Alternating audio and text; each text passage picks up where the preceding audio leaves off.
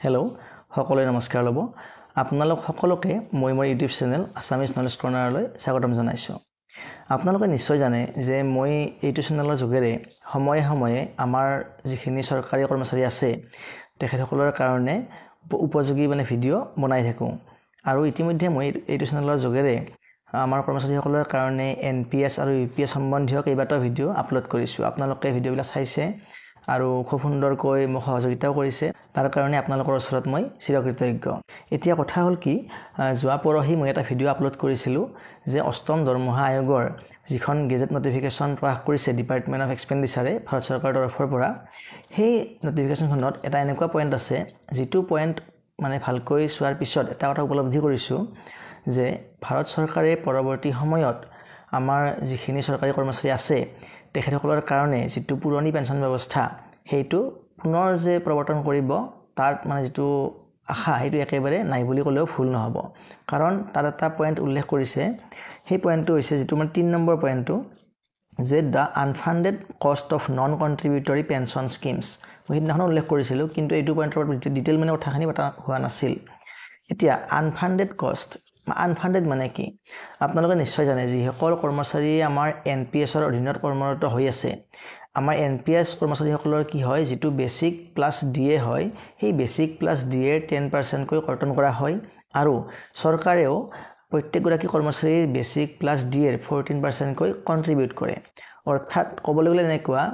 যে যেতিয়া আমাৰ ভৱিষ্যতে টকাৰ দৰকাৰ হয় তেতিয়া আমি কি কৰোঁ, নিজাকৈ আমি কি কৰোঁ, টকা সঞ্চয় কৰোঁ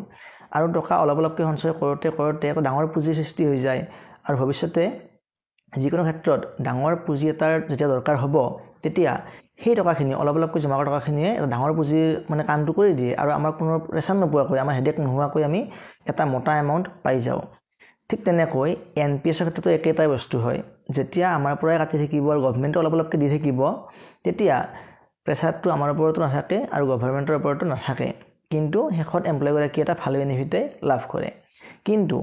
পুৰণি পেঞ্চন ব্যৱস্থাত তেনেকুৱা নহয়। আপোনালোকে সকলোৱে জানে এইটো কথা। পুৰণি পেঞ্চন ব্যৱস্থাত পেঞ্চন দিবৰ কাৰণে কৰ্মচাৰীৰ পৰা কোনো ধৰণৰ এমাউণ্ট কৰ্তন কৰা নহয়। গতিকে পৰৱৰ্তী সময়ত যেতিয়া কৰ্মচাৰীগৰাকীয়ে ৰিটায়াৰ ল'ব, অৱসৰ গ্ৰহণ কৰিব, তেতিয়া সম্পূৰ্ণ যিখিনি পেঞ্চনৰ খৰচ সেইখিনি চৰকাৰে বহন কৰিবলগীয়া হয় আৰু তাৰ ফলত যিহেতু এইটো প্ৰি প্লেন নাথাকে, অৰ্থাৎ আগৰে পৰা চৰকাৰে পইচা জমা কৰি নাৰাখে, সেইটো কি হয়, প্ৰতি বছৰত যেতিয়া চৰকাৰী বাজেটখন নিৰ্ধাৰণ কৰা হ'ব সেই বাজেটত পেঞ্চনৰ কাৰণে এটা এমাউণ্ট ধৰিব লগা হয়, যিহেতু এইটো আনফাণ্ডেড স্কিম। এতিয়া প্ৰব্লেমটো ক'ত হৈ আছে, এইখিনি কথা কোৱাৰ কাৰণে হয়তো মোক কিছুমান কৰ্মচাৰীয়ে হয়তো গালিও পাৰিব পাৰে। তথাপিও মই অনুৰোধ কৰিম আপোনালোকে কথাখিনি যিটো প্ৰেক্টিকেলিটি, যিহেতু ভিডিঅ'টো বনাইছোঁ, উদ্দেশ্যটো এইটোৱে যে যাতে আমি তাৰ যিটো বাস্তৱিকতা, যিটো প্ৰকৃত সত্য সেইটো উপলব্ধি কৰিবলৈ চেষ্টা কৰোঁ। কাৰণ আমি এনে OPS লাগে বুলি কৈ থাকিলে কিন্তু কাম নহ'ব। যিটো কাম কৰিলে আমাৰ লাভ হ'ব আমি সেইটোহে গুৰুত্ব দিয়া উচিত আৰু সেয়েহে মই NPS ভাল হ'ব নে UPS ভাল হ'ব এই বিষয়ে কেইবাটাও ভিডিঅ' ইতিমধ্যে বনাইছোঁ, বা কাৰ কাৰণে কোনটো স্কিম বেছি উপযোগী হ'ব সেইটো ভিডিঅ' মই ইতিমধ্যে বনাইছোঁ। আৰু কি হৈ আছে আমাৰ, মই ইতিমধ্যে ডাটাখিনি লিখি ৰাখিছোঁ যে আমাৰ 2022-23 বৰ্ষত আমাৰ অকল কেন্দ্ৰীয় চৰকাৰৰ যিখিনি কৰ্মচাৰী আছে, নন কণ্ট্ৰিবিউটৰী স্কিমত থকা, OPSত থকা, তেখেতসকলক পেঞ্চন দিবৰ কাৰণে অকল খৰচ হৈছিল 2.07 লাখ কৰোৰ, 2 লাখ কোটিৰ ওপৰত টকা খৰচা হৈছিল অকল পেঞ্চন দিয়াৰ কাৰণে। আৰু যিবিলাক ৰাজ্য আছে আটাইবিলাক ৰাজ্য লগ হৈ টোটেল খৰচ হৈছিল এইটো 4,63,437 লাখ কৰোৰ। ক'বলৈ গ'লে চেণ্ট্ৰেল প্লাছ ষ্টেট মিলি 2022-23 বিত্তীয় বৰ্ষত মুঠ পেঞ্চনৰ কাৰণে খৰচ হৈছিল 6,70,000 কৰোৰ খৰচ হৈছিল আৰু 2024 চনত চেণ্ট্ৰেল প্লাছ ষ্টেট মিলি এই খৰচৰ পৰিমাণটো বৃদ্ধি হৈছিল 9.6 লাখ কৰোৰ এবছৰত, অকল এটা ফাইনেন্সিয়েল ইয়াৰত 2024-25ত চেণ্ট্ৰেল প্লাছ ষ্টেট মিলি। আৰু এই যিটো এমাউণ্ট, এই এমাউণ্টটো আমাৰ দেশৰ GDPৰ 3.3%, আমাৰ দেশৰ GDPৰ চিন্তা কৰিবলগীয়া কথা এইটো এটা। নেক্সট কথাটো হ'ল, এতিয়া এইটো বছৰত 2025-26 এতিয়ালৈকে ক্লিয়াৰ হোৱা নাই, বছৰটো শেষ হোৱা নাই, কিন্তু এষ্টিমেটেড যিটো এমাউণ্ট, সেই এষ্টিমেটেড এমাউণ্টটো অকল চেণ্ট্ৰেলৰ 2.76 লাখ কৰোৰ, 2,76,618 কৰোৰ। গতিকে আমাৰ বৰ্তমান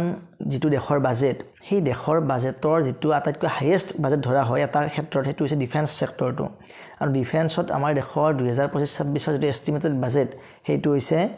4,91,732 কৰোৰ মানে 4,91,732 কৰোৰ এতিয়া আমি ইতিমধ্যে এটা বস্তু মন কৰিছিলোঁ যেতিয়া আমাৰ আফগানিস্তান দেশখনত তালিবানে শাসনভাৰটো মানে সমজি লৈছিল অৰ্থাৎ আগৰ চৰকাৰখন উফৰাই কিনে তালিবানে তাৰ শাসনভাৰ লৈ লৈছিল সেই সময়ত আফগানিস্তানৰ বহু প্ৰতিবৰ্তীশীল মানুহৰ যিখিনি ধন সম্পত্তি বা মানুহৰ জীৱনৰ যিটো মানে মূল্য সেইবিলাক নোহোৱা হৈ পৰিছিল মানে সেই সময়ত সকলোৱে উপলব্ধি কৰিছিল যে এখন দেশৰ চৰকাৰখন ষ্ট্ৰং নহলে ব্যক্তিগত সম্পত্তি ব্যক্তিগত যিবিলাক প্ৰপাৰ্টি সেইবিলাক একেবাৰে মূল্যহীন কোনো কাম নাথাকে শেহতীয়াভাৱে হৈ যোৱা যিখন যুদ্ধ ভাৰত পাকিস্তানৰ যুদ্ধ তাতো আমি গম পাইছোঁ যদিহে ভাৰতৰ চৰকাৰখন ষ্ট্ৰং নহলহেঁতেন তেনেহলে আমাৰ দেশৰ কি অৱস্থা হলহেঁতেন গতিকে ডিফেন্সটো অত্যন্ত জৰুৰী সেক্টৰ কিন্তু এতিয়া যদিহে এনেকুৱা হৈ যায় যে সকলোবিলাক কৰ্মচাৰীয়ে আমাৰ OPS ডিমাণ্ড কৰে আৰু যদিহে চৰকাৰে দিবলগীয়া হৈ যায় তেনেহলে আমাৰ দেশৰ যিটো মুঠ GDP তাৰ সিংহভাগ পেঞ্চন দিওঁতে গুচি যাব আৰু যাৰ ফলত কি হ'ব আমাৰ দেশখন ফপলা হৈ পৰিব আৰু তেনেকুৱা হলে আমাৰ ব্যক্তিগত সম্পত্তি যিয়ে যিমানে গোটালেও কি হ'ব কোনো লাভ নহব কোনো শত্ৰু ৰাষ্ট্ৰই আক্ৰমণ কৰি আমাৰ দেশখন কি কৰিব পাৰিব দখল কৰিব পাৰিব বা আমাৰ জনসাধাৰণক হাৰাসমেণ্ট দিব পাৰিব তেতিয়া ব্যক্তিগত সম্পত্তিৰ কি লাভ হ'ব একো লাভ নাই গতিকে মই নিজে এগৰাকী চৰকাৰী এমপ্লয় কিন্তু এইখিনি কথা মই মানে উপলব্ধি কৰিছোঁ বুজি পাইছোঁ যে OPS আচলতে ইমানখিনি মানে সম্ভৱপৰ হৈ থকা নাই বৰ্তমান যিহেতু ভাৰতৰ নিচিনা এখন জনবহুল দেশত বহুত জনসংখ্যা আৰু চৰকাৰী কৰ্মচাৰীৰ সংখ্যাও বহুত বেছি তেনে ক্ষেত্ৰত কেনেকৈ OPS দিব এইটো একেবাৰে মানে আমি মানে কল্পনাটো কৰিব পাৰোঁ আমি কল্পনা কৰাত কোনো অসুবিধা নাই কিন্তু বাস্তৱতে কিন্তু তাৰ ৰিজাল্টটো কিন্তু শূন্য মানে যিমান জুজিলেও কিন্তু ৰিজাল্টটো কি আহিব শূন্যই আহিব গতিকে আমি ইয়াত গুৰুত্ব দিব লাগে যে আমাৰ কাৰণে বৰ্তমান NPS স্কিমটো ভাল হ'ব নে UPS স্কিমটো ভাল হ'ব আৰু লগতে আমি এইটো বস্তুটো গুৰুত্ব দিব লাগে যাতে UPS স্কিমটো পুনৰ কিছুমান ৰিফৰ্মেশ্যন আনি সকলো কৰ্মচাৰীৰ কাৰণে এটা সুবিধাজনক স্কিম হয় নাইবা আমাৰ যিটো প্ৰচলিত NPS স্কিম বৰ্তমান চলিয়ে আছে সেই NPS স্কিমটো যাতে কিছুমান ক্ষেত্ৰত কি কৰা হয় কিছু ৰিফৰ্মেশ্যন আনা হয় কেনেকৈ ৰিফৰ্মেশ্যন আহিব বা কি কৰিলে ভাল হ'ব এই বিষয়ে ইতিমধ্যে ভিডিঅ' বনাইছোঁ আপোনালোকে চেনেলটোত অনুগ্ৰহ কৰি চাব পাৰিব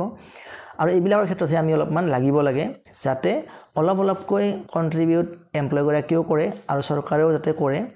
আৰু যাৰ ফলত সেই কৰ্মচাৰীগৰাকীৰ ভৱিষ্যতটো সুনিশ্চিত হয় এতিয়া ইয়াতে এটা প্ৰশ্ন আহে যে যেনেকৈ ওৱান নেশ্যন ওৱান ইলেকশ্যন ঠিক তেনেকৈ ওৱান নেশ্যন ওৱান পেঞ্চন কিয় নহয় কিয় হ'ব নোৱাৰে বহুতে কৈ আছে যে যদিহে চৰকাৰী কৰ্মচাৰীয়ে ইমান বছৰ চাকৰি কৰি মানে OPS নাপায় তেনেহলে এগৰাকী মিনিষ্টাৰ বা এগৰাকী MLA কেনেকৈ 5 বছৰ শাসনত থাকিয়ে বা 5 বছৰ কাৰ্যকাল চলাই OPS পায় তেওঁলোকে NPS ল'ব লাগে এতিয়া ইয়াতে কথা এটা আছে